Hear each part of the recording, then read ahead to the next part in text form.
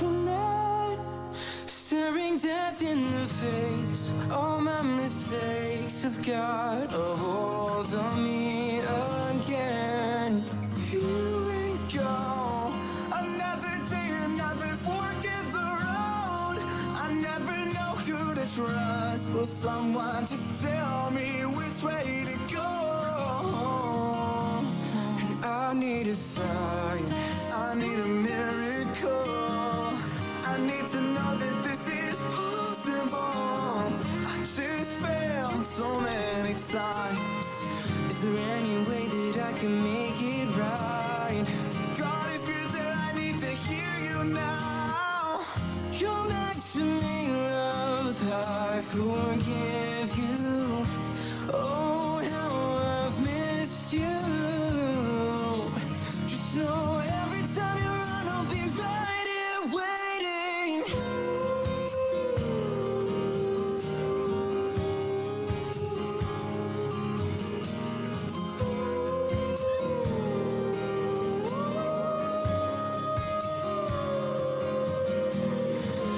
This is no ordinary love. Listen up, listen up.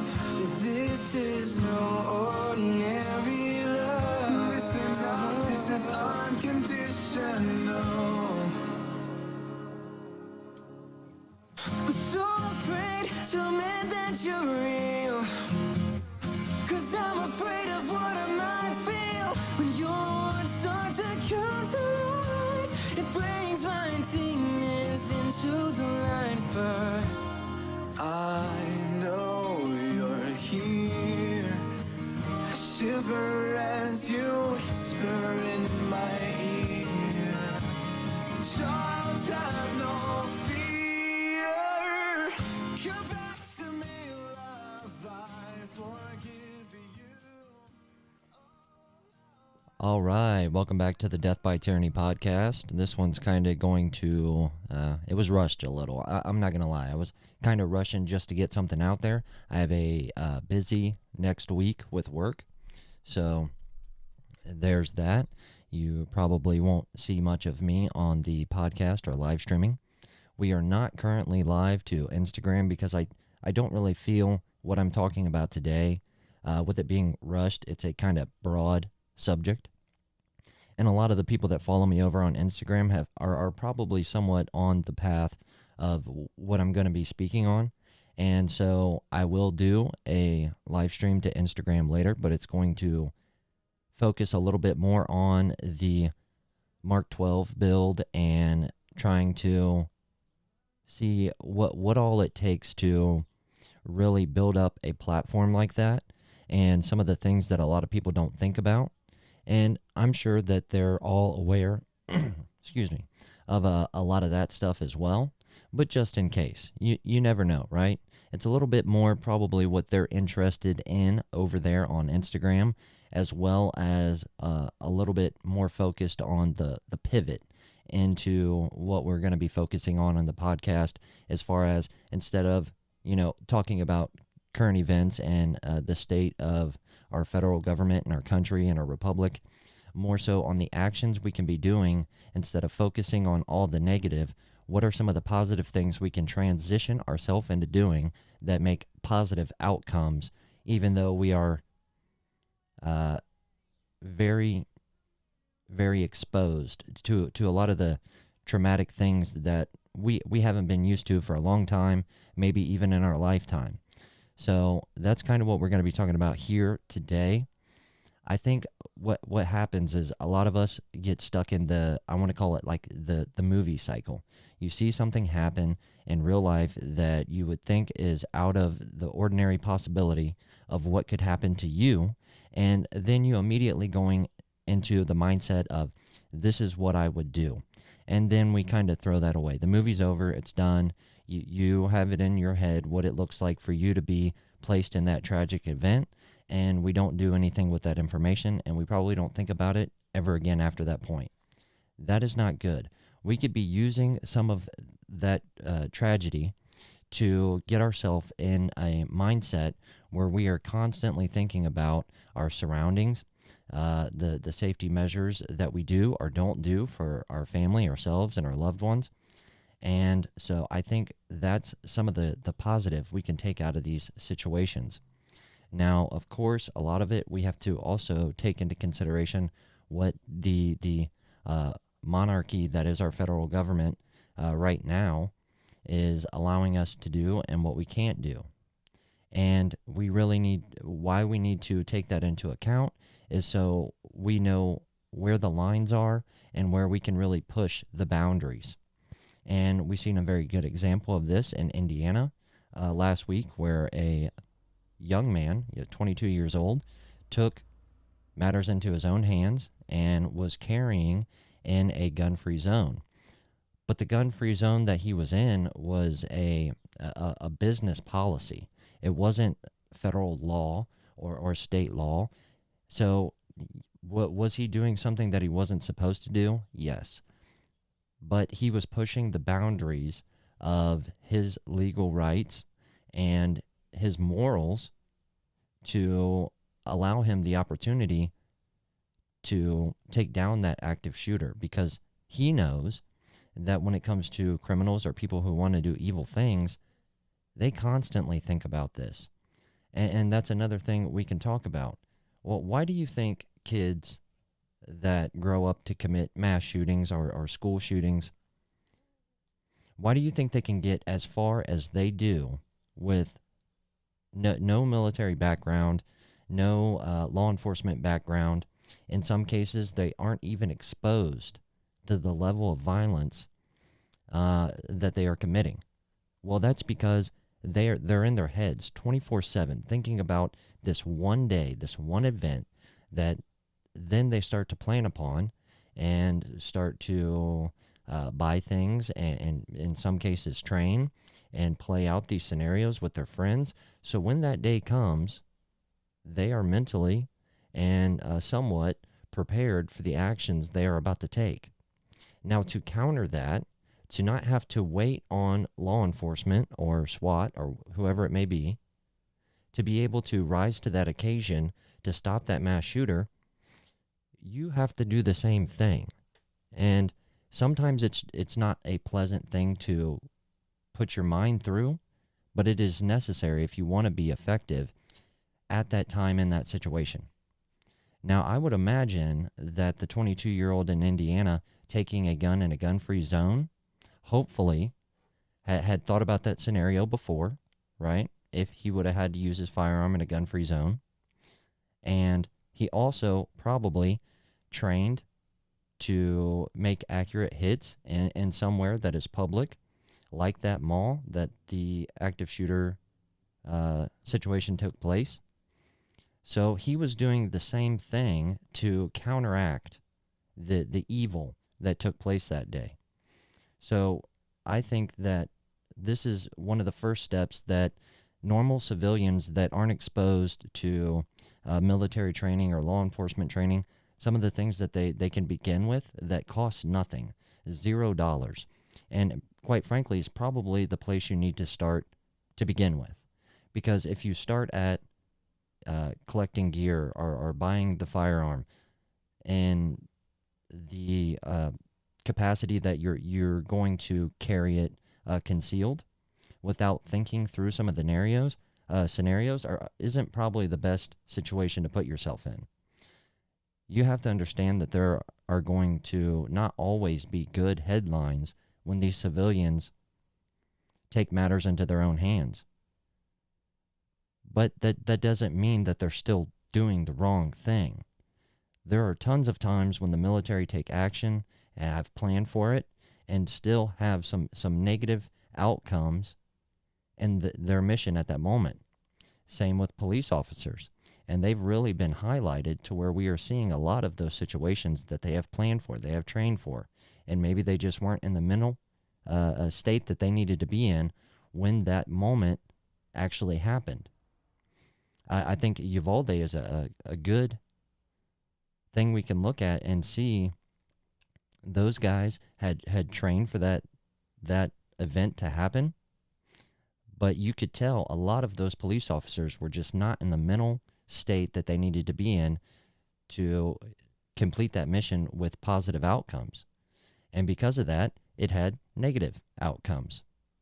So we can do as civilians to prepare ourselves. If you want to be a member of society in America that can counteract some of the evil that is going on, being in the right mindset and kind of role playing those scenarios in your head is a good place to start. And in the I don't want to say really the gun community, because I think the more intelligent people in the gun community know that this word LARP, or live action role playing, is used to try to be offensive to people. Most of the time, civilians that are buying gear or firearms that they may never actually use.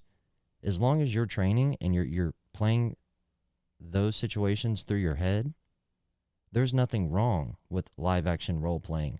In fact, you should be doing everything except for making that actual event happen.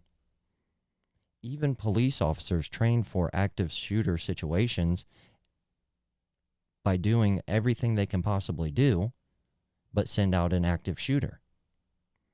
Us as civilians, in a lot of cases, as long as we live in somewhat of a free state, can be doing the same thing as well. And I'm sure that's what that 22-year-old in Indiana did. He played some scenarios in his head.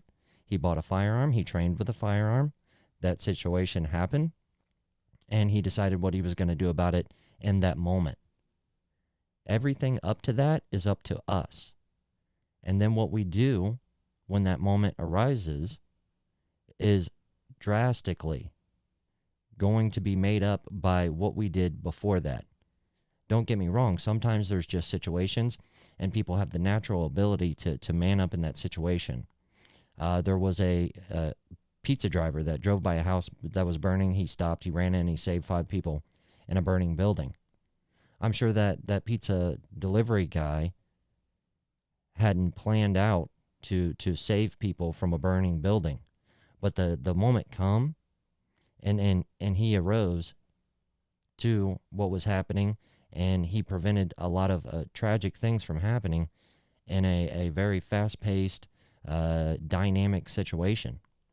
There are going to be those cases, and there's going to also be cases where someone kind of trains, kind of plays those scenarios in their heads, and then that situation happens and they don't rise to the occasion. You're never going to know 100% of the time what you're going to do in that scenario. But the better you're prepared for it, the more likely you are to do the thing that you think you're going to do. And this brings me back to what we're allowed to do. And so that factors in the scenarios in our head. For instance, if you have a active shooter in your work environment, a lot of those places don't allow you to carry firearms on the property. But then you also take a class that says, fight or flight. You can choose. You can choose to run or you can choose to fight. Well, here's the issue. I think I would choose to fight, but I'm very limited in my options and my capability to fight back. So that might change the outcome of what I would do in that scenario. I might actually choose flight because I have nothing to fight with. And that's very important. For one, we should be aware that these companies are limiting our rights as American citizens to protect and preserve life. And I 100% disagree with that. If we were to allow firearms in the workplace to be carried concealed, the one of the main reasons I don't think they allow that is because they don't want to pay for all the extra training. And so that's kind of where a lot of those big businesses make that decision. How much is it going to cost for us to safely allow workers to carry in this workplace environment? How stressful is this workplace environment? And then, like I said, how much is it going to cost?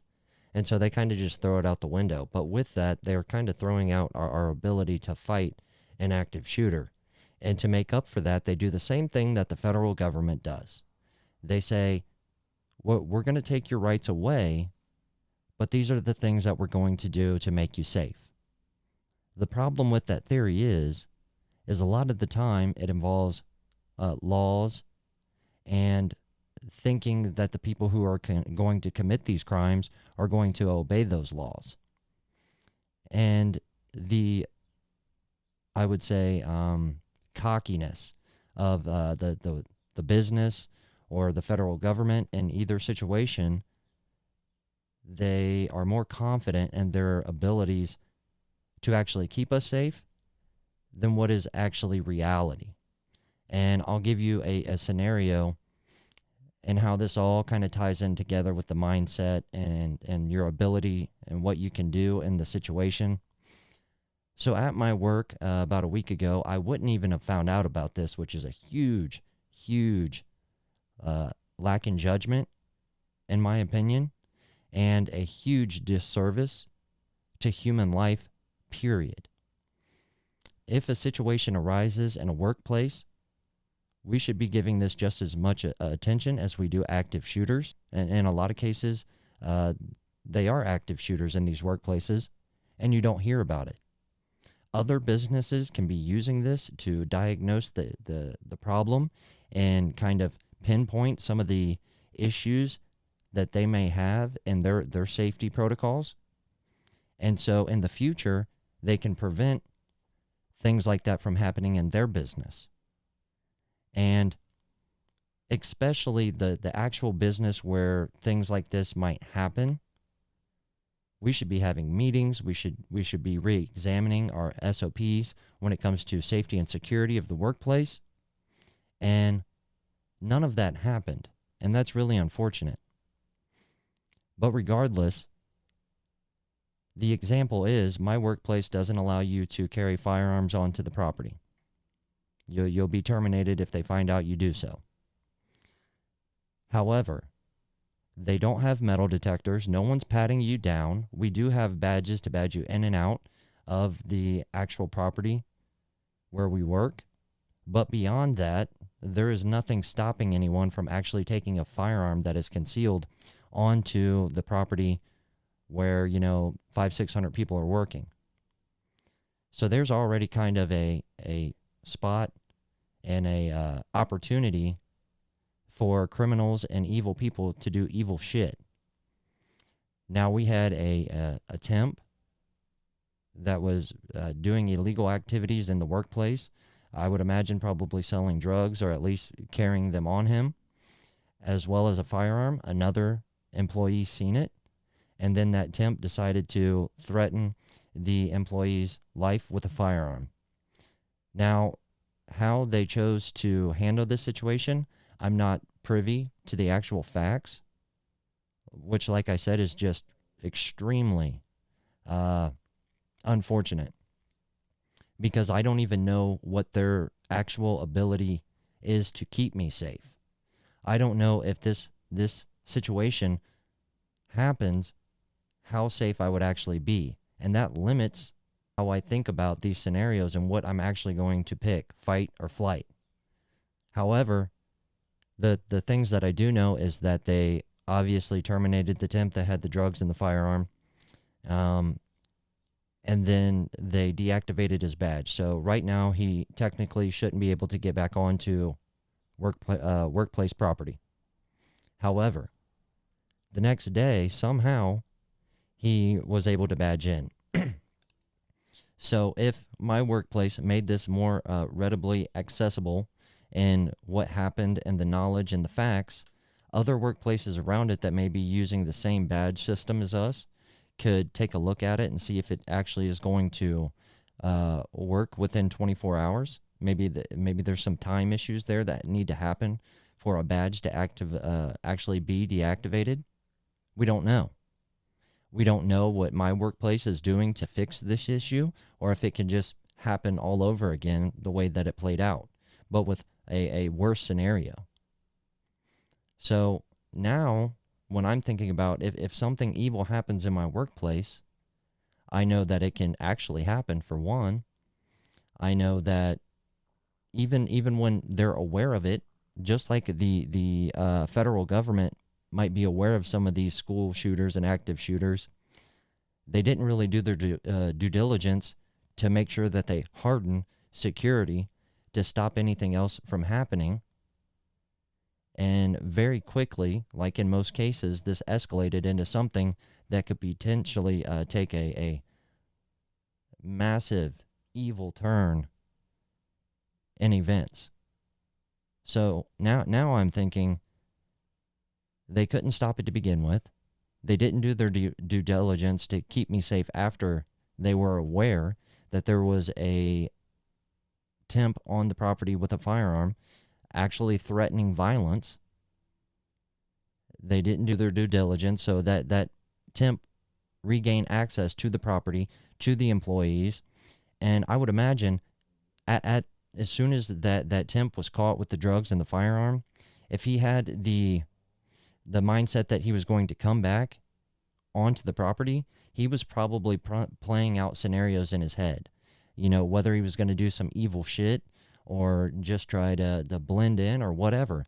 But I would have to think for him to be caught in the situation that he was caught in, for him to come back, there was probably some malicious at the very least, and very evil at the very most outcomes that he was planning to do. And like I said, even then, after he regained access with probably the firearm, I don't know what they did to prevent an actual active shooter situation. Now, fortunately, nothing happened.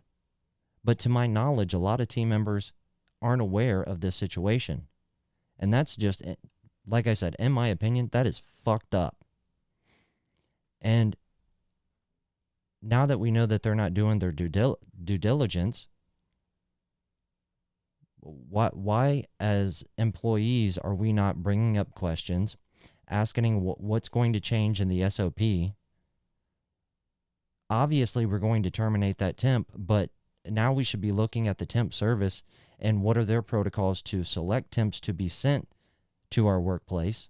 There's a lot of things that should be happening that probably aren't going to happen.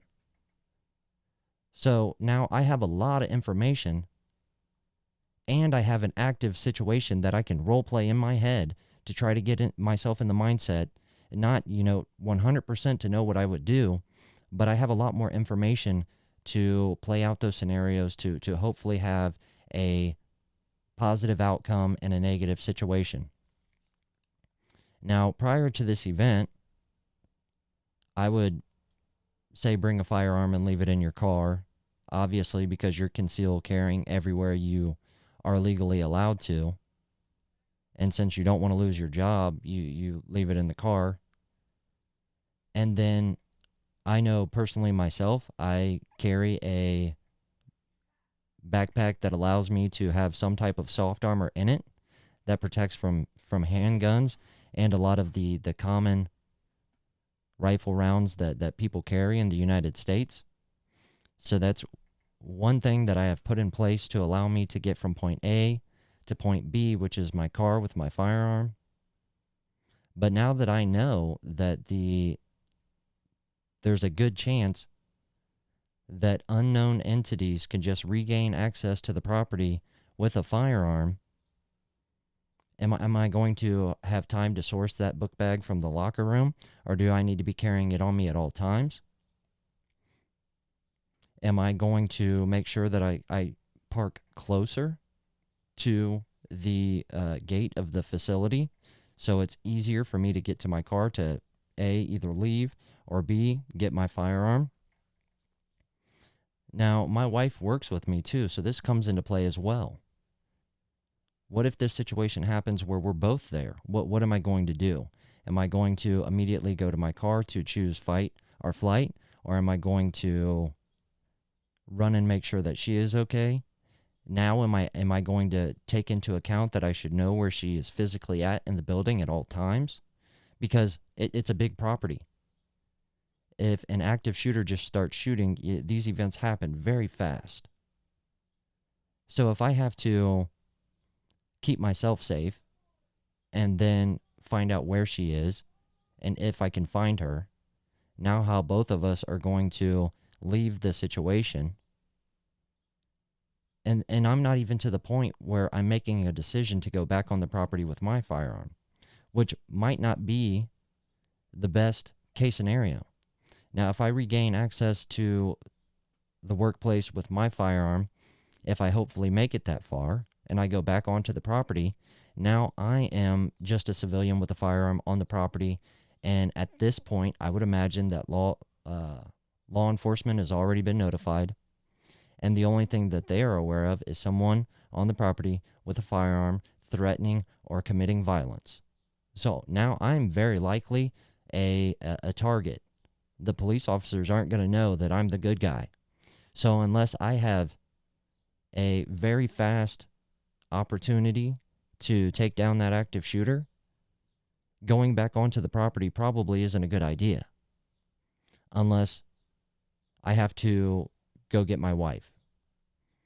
Now, if I'm very close to my vehicle and I think that, I know where my wife is, the active shooter is, over here, my wife is over there, the firearm is over here, there might be that situation where I have an opportunity to get the firearm, come back, and try to find my wife, and now I'm more properly prepared to deal with the active shooter if I should engage him while looking for my wife. Now, all of this kind of seems like I'm just rambling at this point and just laying out options after options and scenarios after scenarios.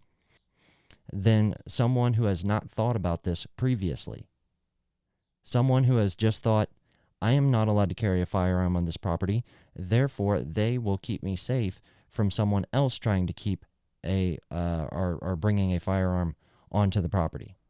Well, now I know that's not the case. And this is exactly what happens in our federal government. We have people that say that law-abiding citizens shouldn't have this kind of firearm, or shouldn't have firearms at all, or shouldn't be allowed to carry in this place or that place, or if they do choose to use their Second Amendment to protect life, they should be prosecuted because they weren't careful enough, because they depend on the federal government to keep them safe.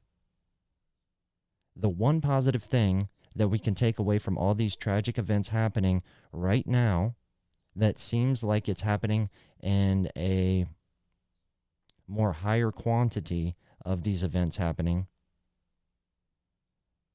you can see that the mindset that the federal government will keep you safe, that law enforcement will keep you safe, is bullshit. You have to start playing these scenarios in your head. You have to begin to prepare yourself to deal with these situations. If you're someone who is afraid of firearms, or you just refuse to take part in using your God-given right to the Second Amendment, then you need to start preparing yourself in how fast can you exit that situation? How can you protect yourself defensively without a firearm to be able to break away safely? But I'm telling you, if that's your mindset and you refuse to use your Second Amendment, if you refuse to play the scenarios out in your head, if you refuse to actually prepare to be faced with evil and violence, if in that situation that you are detaching yourself away from it, or I shouldn't say detaching because we can use that in a positive definition of things, but getting yourself away from that active shooter, you better hope that there is no one there that you would want to exit with you, because they might have a different mindset. You might not be able to make it from where you are to where they are because the active shooter is actively shooting, and you have no way to combat that or to reverse the negative events that are unfolding in front of you. So I know this all sounded like a lot of rambling, but it's exactly what we should be doing, at least at the beginning. And like I said, it's free. We can begin to put ourselves in these situations to then see our options that we can actually start using to better prepare ourselves for tragic events, because the federal government is not going to protect you. Your workplace is not going to protect you. The only person that will come and save you in that moment is yourself. And if you have children, if you have wives or family members, if you want an option or the opportunity to protect and save them as well, you're going to have to be able to do that in the moment. And there's no time like the present to start. And this can lead to all kinds of positive things in your life. If I'm thinking about active shooter situations at a school, I know that there are possibly going to be barriers stopping me from getting to my children. I'm going to have to be able to control my emotions, detach myself away from the situation, and see my options and what needs to be done. That's why I don't like using the word detach in negative, definitions, because that's a very good word to use when you're thinking about these tragic events. You have to be able to detach yourself away, to not be caught up in that moment, so you have at least enough clarity to see your options and what needs to be done. And when you are unable to detach yourself away from that's when you have scenarios like Uvalde play out. Nobody could detach yourself away. Nobody was seeing the options. Nobody picked an option and actually performed it. They were just waiting for somebody else to do that. And nobody was in the mind state or was able or willing to do what needed to be done. So, are you going to be in that scenario and find yourself in the same position? You better start thinking about it now. And getting back to, if this kind of thing happened at a kid's school, knock on wood, and the barriers being presented to me, trying to gain access to my children first and to as many children as possible afterwards, am I going to have the energy to be able to overcome those barriers? Am I going to be physically fit enough to be able to leap over some of those hurdles and obstacles that may be forced in front of me? I can tell you, my children's school did an active shooter drill. They did not notify the parents, and so as soon as this happened and there was any kind of communication between the school via the children to any kind of parents, it escalated very quickly into panic. A lot of parents showed up, I would imagine just like Uvalde. Thank God this was a training exercise. But what happened is a lot of parents were trying to gain access into that building, and I would imagine if it was an actual active shooter, there would have been more police presence trying to become that barrier between the parents and the children gaining access to the school. As soon as they allowed, or there was an opportunity, I don't think it was necessarily allowed, but as soon as parents found the opportunity to gain access to that building, it happened very fast. A lot of them entered. There was a lot of chaos. There was a lot of, small, petite women that were afraid for their children's lives, that had like that mother God strength, pushing through crowds to get to their children. Some parents ran to classrooms. Some tried to follow the process to get their children out of school and, like show IDs and make sure this children belongs to these parents and yada, yada, yada.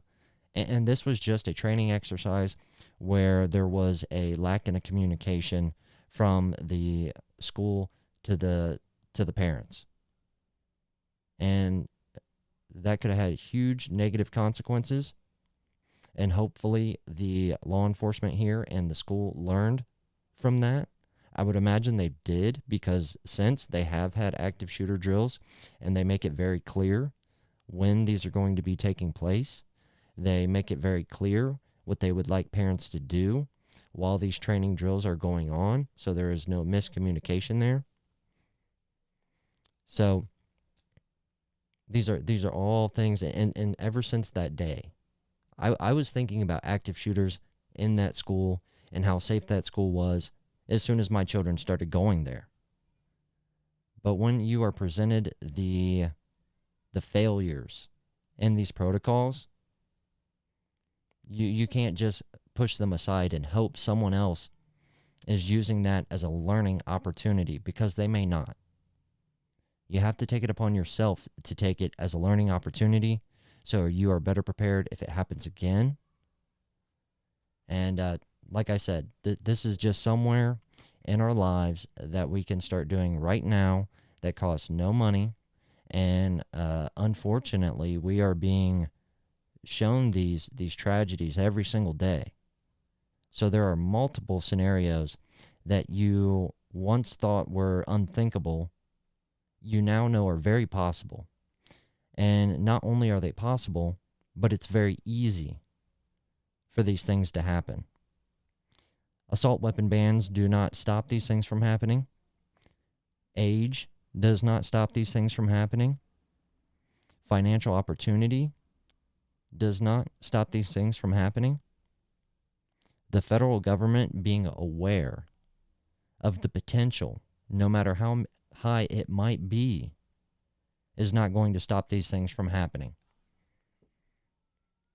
So if you want to keep yourself safe and your children safe, you have to try to imagine, if these things happen, what are you going to do? And in your spare time, instead of binge watching Netflix, what can you do to prepare yourself better with the resources you have, and also learning what you are capable of doing, what you're allowed by the law to be doing, and what things you are willing to do that may break the law, or break, rules of, gun-free zones. And I think that's one of the reasons why, my workplace may not want this to be information that's spread amongst team members, although it already is. You already have the telephone game going on, so you might as well just confront it and acknowledge your mistakes. That's what leaders do. But I can tell you, my workplace, if it's anything, it's an example of what leaders shouldn't do and them not taking accountability for their actions. But I think that they are in the mindset that if they say, hey, we allowed a temp to bring a firearm on the property, there was an opportunity for this temp to extinguish innocent life because we failed. And then on top of that, we did not do our due diligence to stop this temp from coming back and gaining access to the property, more than likely with that firearm, with, like I said, at the very least, malicious intent. They think that regular employees might say, well, fuck, if you can't stop it, then why am I not allowed to carry my firearm so I can protect myself? It is very clear in these onboarding videos that we have the opportunity to choose flight or fight, but you're hugely holding me back and choosing the option to fight, really limiting me to almost nothing, especially for the workplaces that say they're all for diversity and inclusion. How the fuck do you think that you're acknowledging diversity and being inclusive if you're not allowing a 85-pound, a scrawny 5-foot-nothing woman the ability to protect herself from a raging psychopath bringing a firearm onto the property? You think you're giving her any tools to choose fight? You think she's just going to be able to spider monkey the active fucking shooter without getting her head blown off? No. So either change your fucking onboarding classes to actually training employees how to escape active shooter situations, and tell them that yes, you have the right to flight or to fight, but we are hugely limiting your options and your abilities to do so. You think they're going to say that? Obviously, they're not going to say that. So it's just something to think about. Like I said, I'll be on Instagram later. let me know what you guys thought of this video and this kind of talking thing. I got to get off here. I was knocking. So I heard you. Shut the door. So I got to go do dad stuff. Stay prepared, stay safe. I love you guys. God bless America first. Peace, y'all.